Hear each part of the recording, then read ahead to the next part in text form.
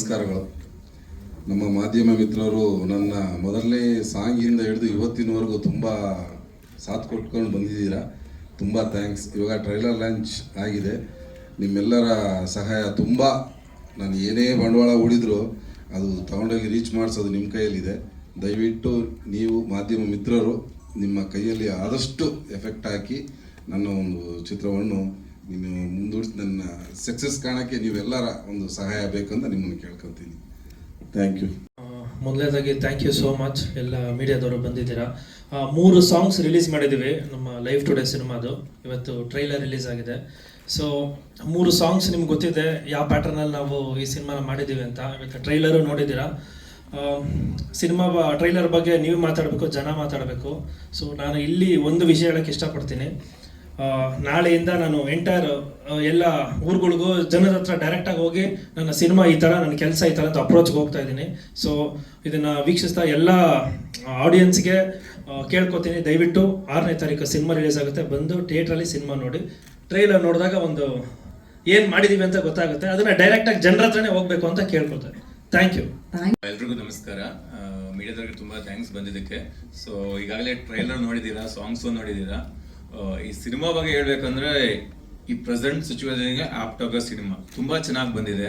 So ಎಲ್ಲದಕ್ಕೂ ಒಂದು request ಅಷ್ಟೇ, ಪ್ಲೀಸ್ ಥಿಯೇಟ್ರಿಗೆ ಬನ್ನಿ, ನಮ್ಮ ಸಿನಿಮಾ ನೋಡಿ, ನಮ್ಮನ್ನೆಲ್ಲ ಗೆಲ್ಲಿಸಿ, ನಮ್ಮ ಟೀಮ್ಗೆ ಎಲ್ಲದು ಒಳ್ಳೇದಾಗಲಿ ಅಷ್ಟೇ. Thank you. Thank you so much. ಎಲ್ಲರಿಗೂ ನಮಸ್ಕಾರ.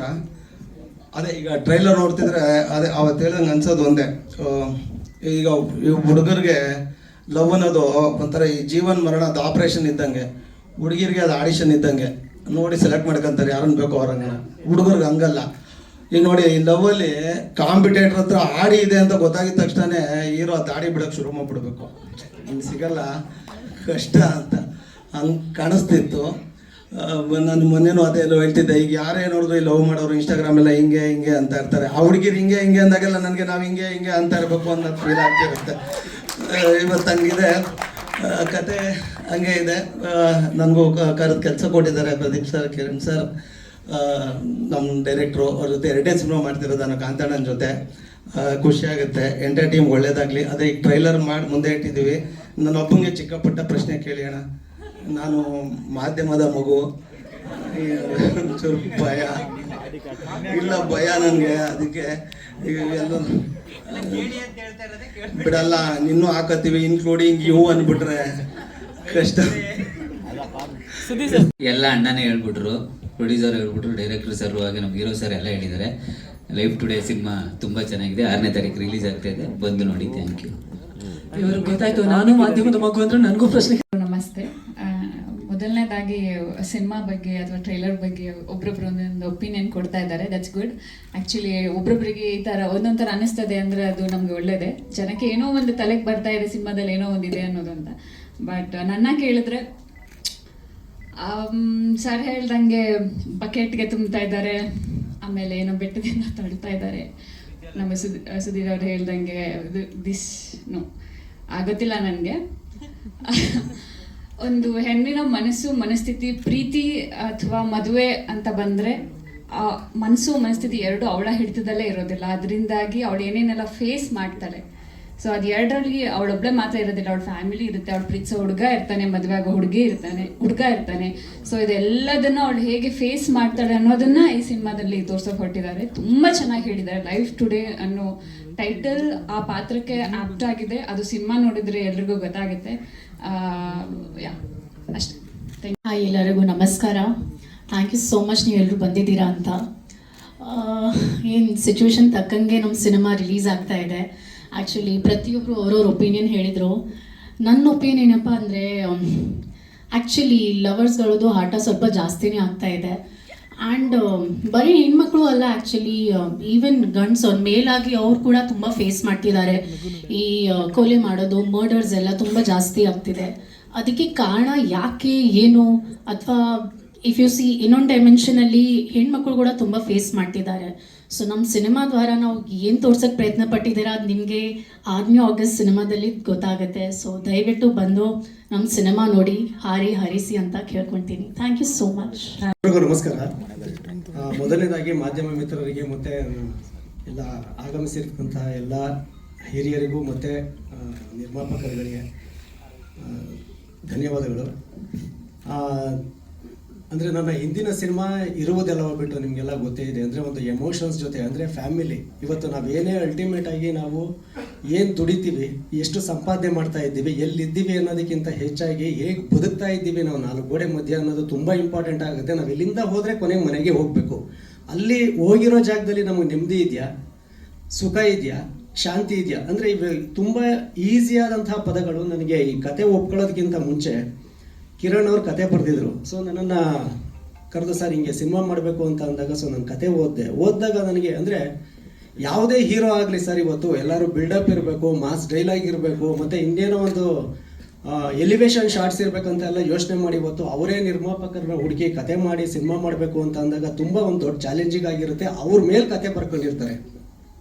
ನನ್ನ ಕತೆ ಓದ್ತಾ ಇದ್ದಾಗ ಆಶ್ಚರ್ಯ ಆಯಿತು, ಇದೇನು ಗುರು ಎಲ್ಲ ಹೀರೋಯಿನ್ ಮೇಲೆ ಟ್ರಾವೆಲ್ ಆಗ್ತಾ ಇದೆಯಲ್ಲ, ನನ್ನ ಎಮೋಷನ್ಸ್ಗೆ ಹತ್ರದಲ್ಲಿ ಇದೆಯಲ್ಲ, ಅಂದರೆ ನಾನು ಹೇಳುವಂಥ ಕತೆಗಳಿಗೆ ತುಂಬ ಸನಿಹದಲ್ಲಿ ಇದೆಯಲ್ಲ ಅಂತ ಅಂದಾಗ ಸರ್, ಈ ಕತೆನ ನಾನು ಡೈರೆಕ್ಷನ್ ಮಾಡಲೇಬೇಕು ಅಂತ ಹೇಳಿ ಅವರು ಸಹ ಖುಷಿಯಿಂದ ಈ ಟ್ರಾವೆಲ್ ಶುರುವಾಗಿದ್ದು.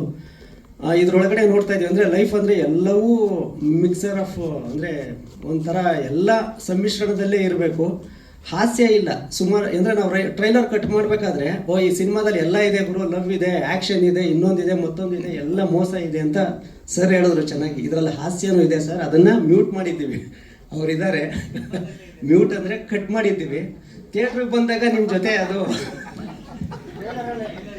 ಥಿಯೇಟ್ರಲ್ಲಿ ಬಂದಾಗ ಅದು ಎಕ್ಸ್ಟ್ರಾ ಬೋನಸ್ ಸರ್, ಅದು ಬರೋವಂಥ ಆಡಿಯನ್ಸ್ಗಳಿಗೆ. ಸೊ ಈ ಎಲ್ಲ ಮಸಾಲೆ ಜೊತೆಯಲ್ಲಿ ಒಂದು ನಗುನು ಸಹ ಆಡಿಯನ್ಸ್ಗೆ ಇರಬೇಕು ಅನ್ನೋ ಒಂದು ಉದ್ದೇಶದಲ್ಲಿ ಇದರಲ್ಲಿ ಅದನ್ನು ನಾವು ತರೋದಕ್ಕೆ ಹೋಗಿಲ್ಲ ಉದ್ದೇಶಪೂರ್ವಕವಾಗಿ. Thank you very much sir. ಅಂದರೆ ಒಂದು ಒಳ್ಳೆ ಕತೆ ಹೇಳೋದಕ್ಕೆ ನಿರ್ಮಾಪಕರು ಮತ್ತು ಕಿರಣ್ ಅವರು ಜೊತೆಯಾಗಿದ್ದರು. ಅದ್ರ ಜೊತೆಗೆ ಅದ್ಭುತವಾದಂತಹ ಕಲಾವಿದರುಗಳನ್ನ ನನಗೆ ಕೊಟ್ಟರು. ಸೊ ಸುದಿಯವರಾಗಿರ್ಬೋದು, ರತರ್ ಅವರು, ಜಗಪ್ಪ ಮೇಡಮ್, ನಿಮ್ಮ ಬಗ್ಗೆ ಅಂದರೆ ಇವರು ನೆಕ್ಸ್ಟು ನನ್ನ ಇರುವುದೆಲ್ಲವ ಬಿಟ್ಟು ಸಿನಿಮಾಗೆ ಮೇಘನಾರಾಜ್ ಅವರಿಗೆ ಸ್ಟೇಟ್ ಅವಾರ್ಡ್ ಬಂತು. ನಾನು ಈ ವೇದಿಕೆ ಅವರಿಗೆ ಅಂದರೆ ವೇದಿಕೆ ಎಲ್ಲ ಹಿಂದೆನೇ ಹೇಳಿದ್ದು, ಮೇಡಮ್ ಇದರಲ್ಲಿ ಈ ಒಂದು ಅವಾರ್ಡ್ ಬರುತ್ತೆ ಅಂತ. ಇದನ್ನು ನಾವು ಹೇಳ್ತಾ ಇದ್ದೀವಿ ನಿಮಗೆ 100% ಇದರಲ್ಲೂ ಬಹುಶಃ ನೀವು ಒಂದು ಸ್ಟೇಟ್ ಅವಾರ್ಡ್ನ ಗೆಲ್ಲುವಂತಹ ಸಾಮರ್ಥ್ಯ ಇರುವಂಥವ್ರು, ಅದ್ಭುತವಾದಂಥ ಕಲಾವಿದೆ. ಸೊ ಯುಕ್ತ ಅವರೇ ಆ್ಯಂಡ್ ನಮ್ಮ ಮಲಾನಿ ಸರ್ ಇದ್ದಾರೆ. ತುಂಬ ಎಲ್ಲ ಒಂದು ಚಂದದ ಟೀಮ್ ಜೊತೆಯಲ್ಲಿ ನನ್ನ ಇವತ್ತು ಮಿಸ್ ಆದರೂ ನಮ್ಮ ಮ್ಯೂಸಿಕ್ ಡೈರೆಕ್ಟರ್ ಅವರು ಸಹ ಈ ಸಿನಿಮಾ ಹೀರೋ ಅದ್ಭುತವಾಗಿ ರೆಕಾರ್ಡಿಂಗ್ ಮಾಡಿದ್ದಾರೆ. ನಾಳೆ ಸರ್ ಬನ್ನಿ, ಅಪ್ಪನ ಪಾತ್ರ ಮಾಡಿದ್ದಾರೆ. ಕೋಪನೇ ಬರಲ್ವಾ ಅಂತ. ನಾನು ಸುಮಾರು ಜನ ಡೈರೆಕ್ಟರ್ಗಳ ಜೊತೆಲಿ ವರ್ಕ್ ಮಾಡಿದೆ. ಒಂದು MS ರಮೇಶ್ ಸರ್, ಅವರು ಜಾಸ್ತಿ ಮಾತಾಡ್ತಿರ್ಲಿಲ್ಲ, ಬೇಗ ಕೋಪ ಮಾಡ್ಕೊತಿರ್ಲಿಲ್ಲ. ಅಸ್ಟೆಂಟ್ ಕರೆದು ಹೇಳಿ ಕಳ್ಸೋರು, ಇಂಥದ್ದು ಬೇಕು ನನಗೆ ಹೇಳು ಹುಡುಗಿ ಅಂತ. ಇವರು ಅಷ್ಟೇ, ಎಷ್ಟೆಷ್ಟೋ ತೊಂದರೆಗಳಾಯಿತು, ಶೂಟಿಂಗ್ಗಳು ಆಗ್ತಾ ಇರ್ತವೆ ಮಾಮೂಲಿ ಚಿಕ್ಕಪುಟ್ಟ.